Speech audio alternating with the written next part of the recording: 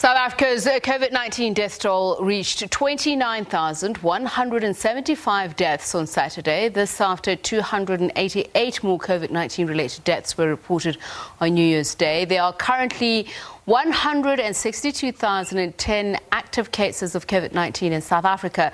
Dr. Ridhwaan Sulima is a senior researcher at the Council for Scientific and Industrial Research. He joins us now. A very good evening and best wishes for the new season, Ridhwaan. Good evening, Zabisa, and Happy New Year to you and all your listeners. Okay, so let's first start with the national average, if we have any latest figures, but I know that hasn't been released as yet. Perhaps confirm the latest COVID-19 figures nationally, and then you can just take us through the average daily COVID-19 cases per week in South Africa, the latest. Sure. So if we look at the confirmed cases, as at reported last night, the current average is 13,500 per week.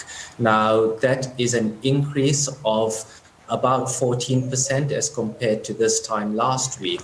While that increase seems to be a bit lower than the increase from previous weeks, we need to bear in mind that confirmed cases are related to the amount of testing that we do, because the test positivity rates in South Africa are so high. So that number is still an underestimate of the actual number of cases currently in the country.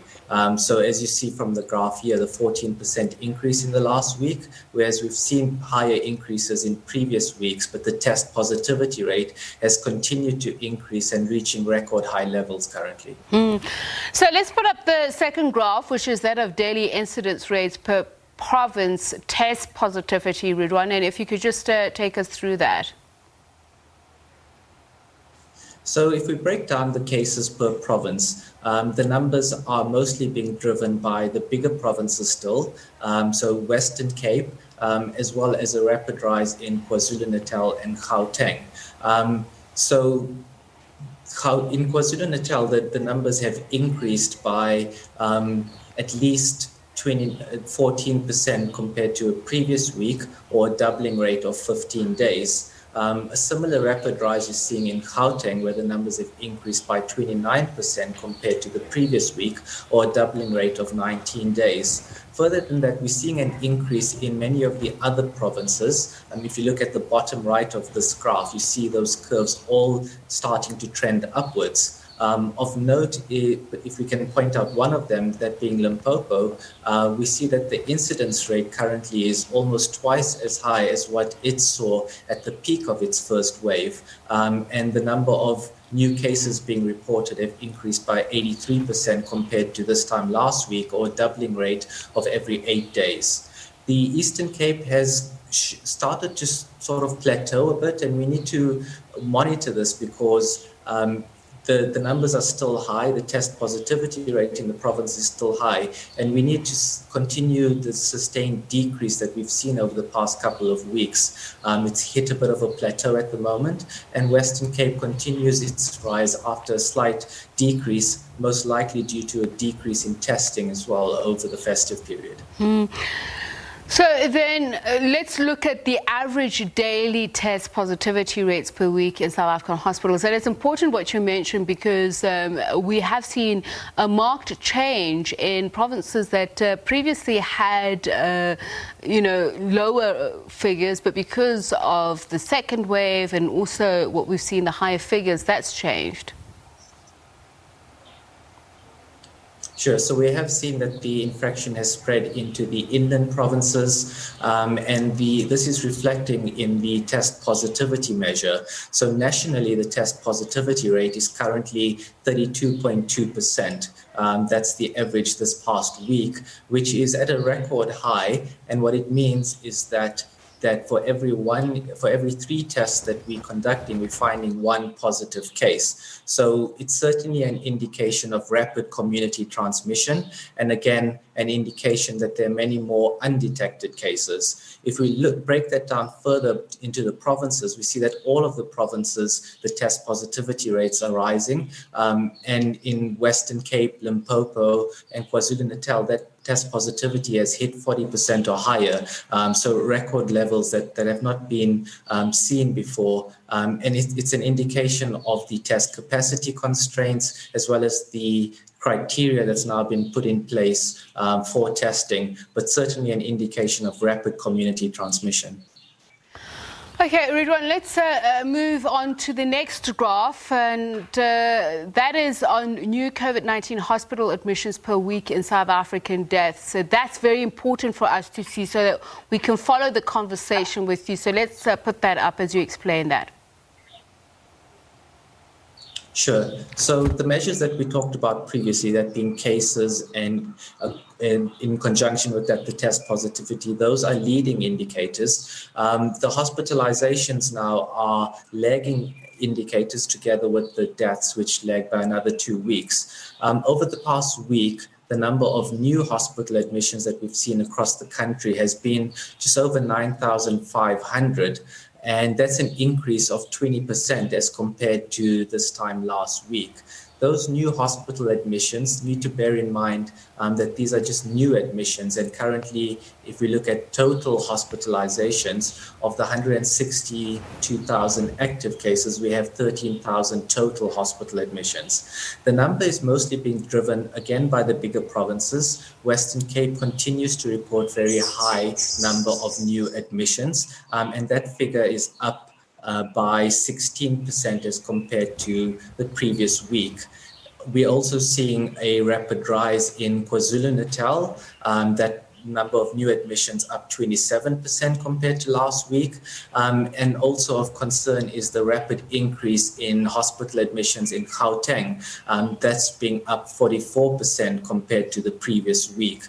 So that's a rapid rise as well in the province. The good news is we're still seeing a decrease in the Eastern Cape, a decrease of 23% compared to the previous week. So hopefully there's some alleviation of the pressure on some of the burden on the hospitals in the Eastern Cape. So I suppose then we move now to the deaths, the average daily COVID-19 deaths per week in South Africa. It's very worrying. I think just in the past 24 hours, we had 300 deaths. Indeed, these numbers are really concerning. And as you can see, by the height of the bars, it's really increasing quite rapidly. And surprisingly to me, at least, it's increasing more rapidly than I would have expected. I'd expected a bit of a longer lag time after the increase in cases. At the moment, we're reporting over the past week an average of 379 new deaths per day across the country. And that's an increase of 34% as compared to the previous week. Or if we look at it in terms of doubling time, the new deaths are doubling every 15 days in the country.